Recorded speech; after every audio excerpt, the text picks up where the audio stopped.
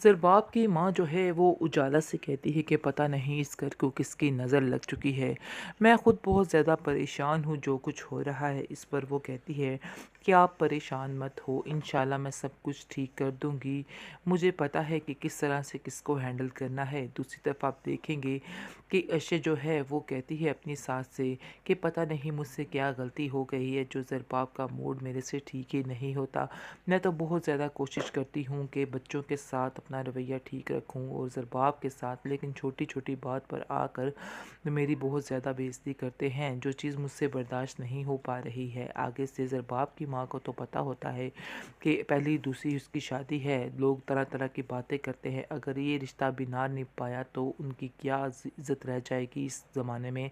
इसलिए वो आयशा को समझाती है कि तुम बहुत समझदार लड़की हो, मुझे यकीन है कि तुम कोई भी गलत फ़ैसला नहीं करोगी और बहुत सोच समझ के तरीके से चलोगी। यकीन मानो, थोड़ा सा सफ़र और तय कर लो और देखना ज़रबाब और बच्चे तुम्हारे साथ ही होंगे, मुझे इस बात का पूरा पूरा यकीन है। ट्रॉमा सील्स यानी में आप देखेंगे कि अब जिस ज़रबाब की और उजाला की जंग शुरू हो चुकी है, यानी कि जंग से मुराद ये है कि वो अब हक के लिए लड़ेगी और कहेगी कि अगर आयशा के साथ कुछ भी गलत हुआ तो मैं इस घर में बिल्कुल भी इस चीज़ को बर्दाश्त नहीं करूँगी और ये बातें मेरी बर्दाश्त से बाहर हो रही हैं जो आप कर रहे हैं।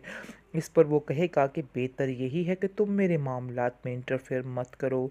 मैं तुम्हारा इंटरफेयर बिल्कुल भी बर्दाश्त नहीं करूँगा। बेशक मैं तुम्हारी बहुत रिस्पेक्ट करता हूँ, लेकिन ये चीज़ मुझे बिल्कुल भी नहीं पसंद कि तुम मेरे मामलात में बोलती रहो।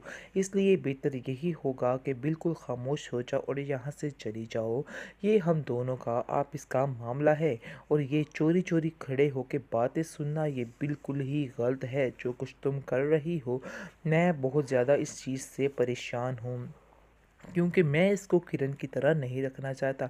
किरण को जो आज़ादी जो प्यार मैंने दिया उसने उसका नाजायज़ फ़ायदा उठाया है, इसलिए बस हो चुकी है मेरी।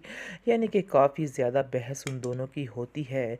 उसके बाद ज़रबाब कहता है उजाला से कि तुम इस कमरे से चली जाओ। आगे से उजाला उसको जवाब देती है कि मैं चली तो जाऊंगी, लेकिन ये बात रखेगा कि जो कुछ मैंने कहा है मैं वो करके दिखाऊंगी, चाहे कोई भी मेरे रास्ते में क्यों ना आए, क्योंकि ये तो हक की बात है और ये बात आपको समझनी भी चाहिए। इसलिए बेहतर यही होगा कि खुद ही आप अपना रवैया उस लड़की के साथ ठीक कर लें, वरना बहुत बुरा होगा।